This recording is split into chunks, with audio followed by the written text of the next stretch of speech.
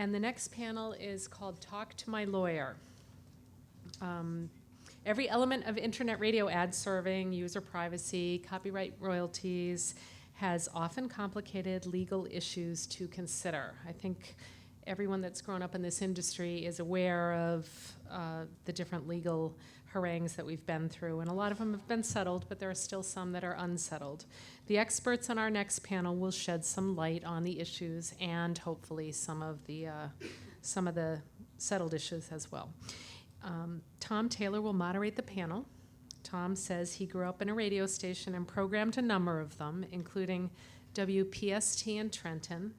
Then he became a journalist who covers the industry, and he's now the executive news editor of radioinfo.com. I think most of us probably know that because we probably read that on a daily basis, based here in Chicago.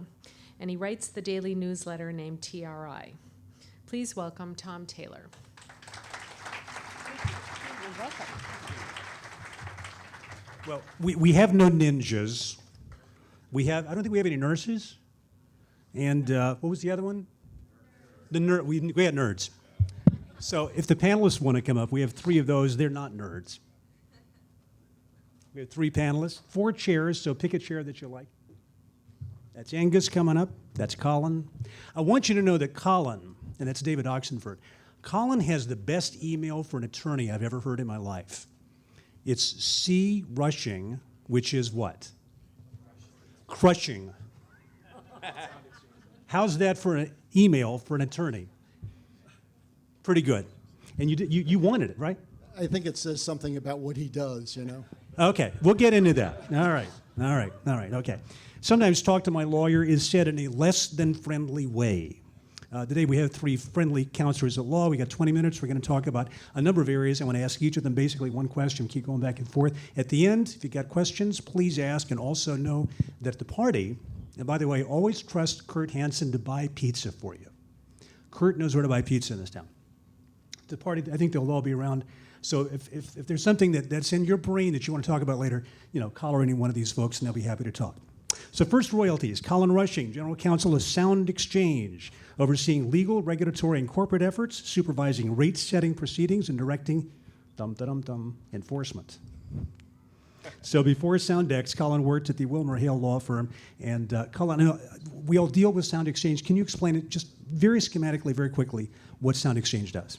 Sure. So I think probably most of the people in this room know at a high level what Sound Exchange does. We collect the royalties that anybody who does basically internet radio, anybody who uses the statutory license for non-interactive digital audio transmissions, they have the option of paying Sound Exchange to cover the royalties that they owe to record labels and other copyright owners of those sound recordings.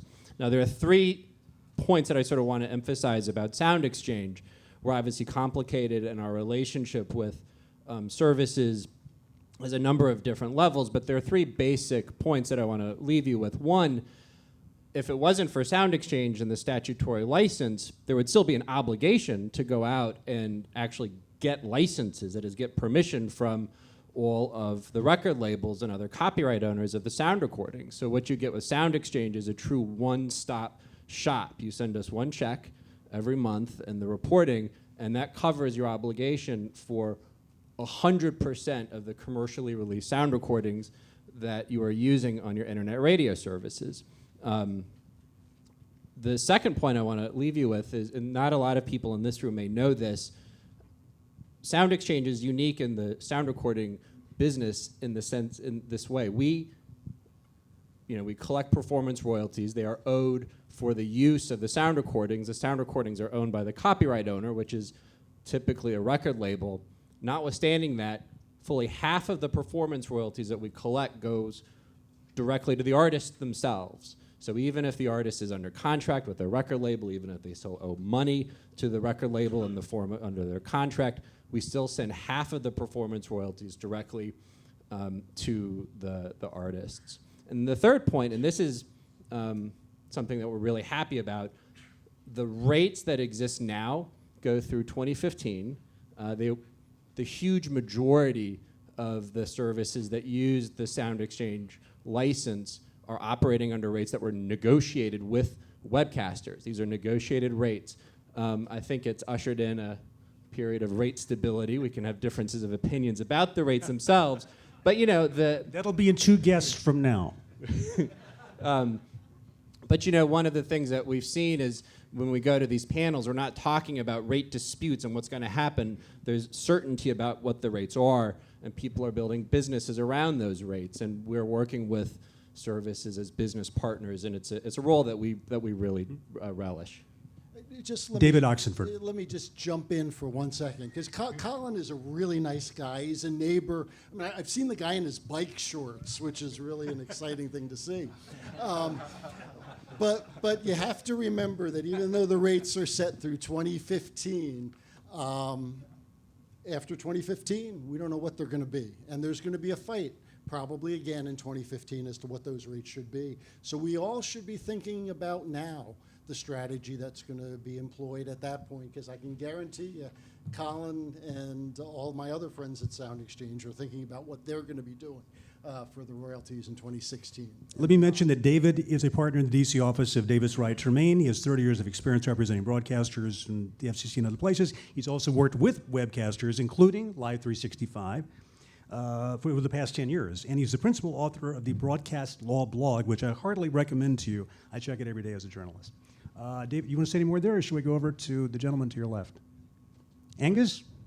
Well, Live 365. So Colin's absolutely correct. There is a certain level of stability in the sound recording rates, but there's still quite a minefield of potential royalty issues that still exist for webcasters like Live 365.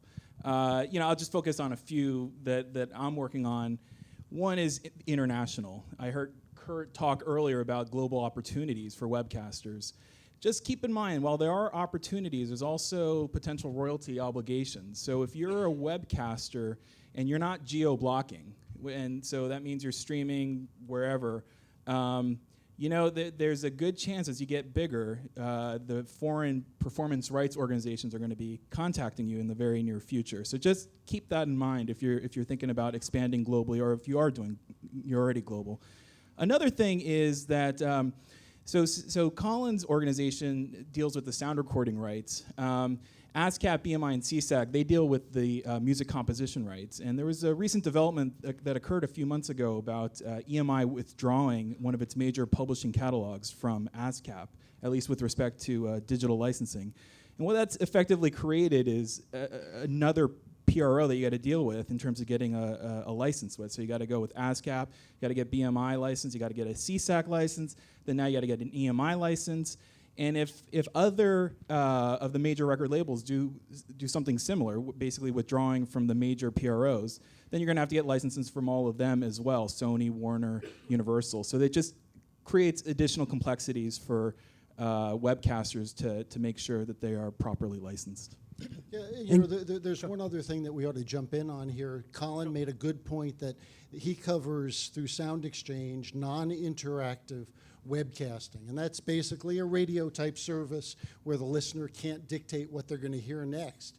If you're using music in any other way, you got to get a license directly from both the record labels and the music publishing companies, the guys who hold the rights to the underlying words and music in a song. So if you're podcasting, if you're taking a song and trying to use it in a commercial or a promotional announcement, whether it's on the air, regular broadcast over the air, or whether it's digital, you need to get those rights. It's not covered by ASCAP, BMI, and CSAC, and it's not covered by Sound Exchange. Any sort of on-demand use, got to clear those rights directly.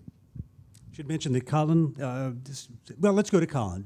We want to talk about a simple question. How do webcasters get in trouble with Sound Exchange? It's very often. What did you say, often? Yeah, I mean, it's pretty easy. It's to ignore their obligations. We have an enforcement program that we've been working on for a couple of years. It continues to expand. It's primarily focused on webcasters that we identify, that we figure out are completely blowing off their obligation to get a license. We think that is bad for the artists and the copyright owners, and it's also bad for the services that are playing by the rules. One of the things that we successfully did last spring is we convinced an ISP to take down one webcaster that was continuously and willfully ignoring our demands that they just do what they're supposed to do, which is get a license for the sound recordings that they're transmitting. That is where our sort of capital E enforcement efforts are focused. In terms of webcasters that are trying to do the right thing, we do everything we can to help them navigate the paperwork and the forms and the reporting obligations. There's frankly room for improvement there. I mean, we know, that we want the system to be as user-friendly as possible, consistent with the regulations. That effort is also within my shop, and it's a lot of the same people that do the enforcement work also do this sort of what I think of as more licensee relations work. But for those folks, we really do try to be helpful, and we answer questions from webcasters all the time and every day. I want to ask one more question, and then maybe Paul can grab a microphone. Anybody got any questions? So just think about a question if you got one. Angus, last month, big board decision about MP3 tunes. What was that about? Yeah, when I actually spoke about 5 months ago at a RAIN panel in Vegas, Amazon and Google just launched their cloud-based storage service, and there was some questions about the legality, and I talked about the potential legal armor that Amazon and Google had with respect to their cloud-based storage service. But I said that it'll be interesting to see what happens with the MP3 tunes case, and that decision just came out 3 weeks ago. And it's formidable armor for cloud-based storage services. It's like a Captain America's shield for Google and Amazon, and even other digital music services like Grooveshark. Basically, MP3 Tunes is a cloud-based music locker service, and they were sued by EMI and some of the other publishing companies, and they prevailed in part, but they prevailed on key aspects with respect to the DMCA. And so the key takeaways from the decision is, even though the decision didn't really talk a lot about the legality of a cloud-based music service, it certainly has some very, very, very good language there that cloud-based services can hang their hats on. And the other thing is it's a strong reaffirmance of the DMCA. And I really encourage any online services that host or have user-generated content posted on their website to, if it behooves you to make sure that you're DMCA compliant. That means you register an agent with the Copyright Office. You have a policy, DMCA policy that deals with repeat infringers. You promptly take down, remove materials after a takedown notice. Because if you do that, then you're going to have the benefits of the DMCA protections, and if you don't, then you don't have the safe harbor protections, and that could lead to a lot of liability. Yeah, and just so everybody knows what we're talking about here, that's user-generated content, stuff that your listeners are posting on your website where you let them make music videos or post other things on your website where you've got no control over what they're posting. But be careful that you're not encouraging them to make any sort of infringement. Don't say, hey, take any song that we're playing on our radio station, make a music video of it, and we'll give a prize to the best one, because you're encouraging people to put music and video together, which you need rights for directly from the record companies and the underlying music publishers to put that together with a video. So if you're encouraging people by giving them a prize, if they post it, hey, you just encourage them and you're outside the safe harbor that you get under this DMCA. Who's got a question? Oh, I see. My boss. Diana Fleming. There's somebody, I think, actually, there's somebody in the back. Can you hang on? Is this I hate on? to say that. No? Oh, I had a question. Yeah. Great, yeah, take care of So- that. And identify yourself if you don't mind. Scott Fleischer from TuneIn Radio. You had mentioned that without geo-blocking, that can cause problems, obviously, regarding royalties. However, I think we have to face it that internet radio is a global medium. So this is a question for any of you. And do you see a global solution to the royalties ever coming? Is it something worth pursuing? And you were laughing. So, yeah, I mean, it's a global medium. So is that ever going to be solved? I think lots of people would like to have that issue addressed. It's extremely complicated. Copyright is traditionally a territorial, which is a legal word meaning that it's just specific from country to country, and you go to to the UK and you've got a system that looks sort of like ours, but is a lot different in lots of ways, including the fact that there's not a statutory license, right? And the rates are different from country to country. The way that royalties are divided up are different from country to country, and you frankly got different institutions that have been around for anywhere from a few years to decades, that are players in the space. So it's extremely complicated, but I don't think anyone would disagree that it's more complicated than we wish it would be in the internet context. If I can just add on, I mean, to be blunt, it's a mess dealing with the international licensing. It really is. There's just so many different rights involved. There's different players. There's different royalties at issue. The royalty rates differ. How they base their royalty rates all differ country by country. And yes, to the questioner, my hope is that there is a global one-stop shop where you can do it, and it's just going to make it a lot easier, and it's going to inure to the benefit of the record labels and the artists, because I think there are webcasters that really do want to pay. It's just that it's so difficult, especially a lot of webcasters don't have an in-house legal staff, and it gets very expensive to make sure you secure all rights internationally. I'm getting alarmed. The police are coming. We may be rated. Diana Fleming.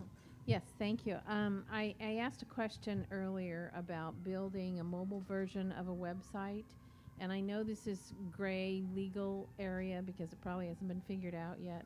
But if you have a website and you want to build a mobile version of that, and you're moving into a whole new set of regulations versus what you have that pertains to the internet, what particular area or concern should I have relative to telephone and regulations?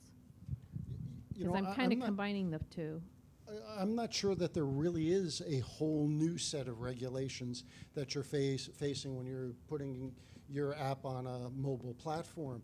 But there will be a whole new set of privacy concerns that every webcaster should be thinking about when you're looking at questions like geo-targeting, identifiable IP addresses. In fact, Congress has been very active in coming up with a whole new set of regulations on that. There have been lots of suits against existing providers, including Pandora and virtually anybody else, Apple, anybody else who's providing any sort of geo-targeting, any sort of information about people who have applications. You got to make sure that there's lots of disclosures to your users, that they know what you're doing with the information that you collect. They got to know that you're collecting the information for you to be safe. And even then, we'll see what Congress comes up with, some of the privacy regulations that they're considering right now.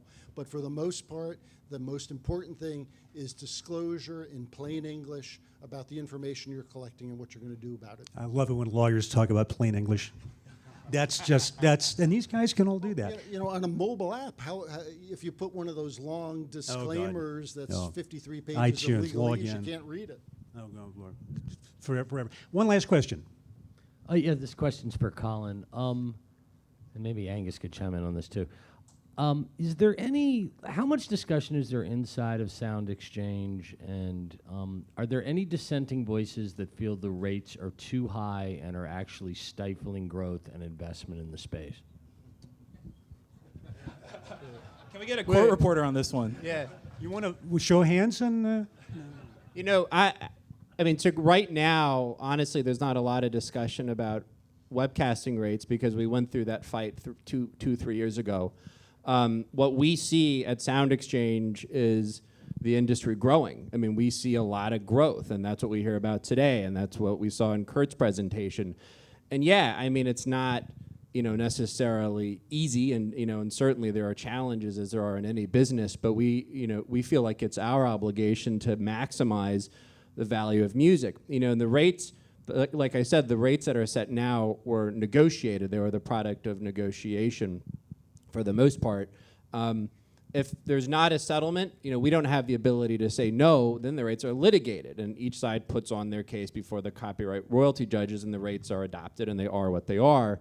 But we see growth. I mean, and we see lots of we look at the industry now, and it's sort of still nascent, and like I looked at the the revenues per listener hour that Kurt put up, and they were sort of shocking because I think there's just so much potential here that has yet to be exploited.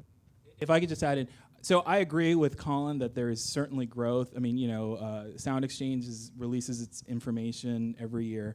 But if you look, the growth is primarily from one service, and that's Pandora. And a lot of the other services have just been relatively flat with the current rates. So I just want to add that little footnote. And Pandora is paying rates at essentially 1/2 of what broadcasters are paying for their streams. So, And that's a whole other panel. and I love that chart that Kurt had. Yeah. That's a whole other panel. Talk to my lawyer. I'd like to thank Colin Rushing, David Oxenford, Angus McDonald.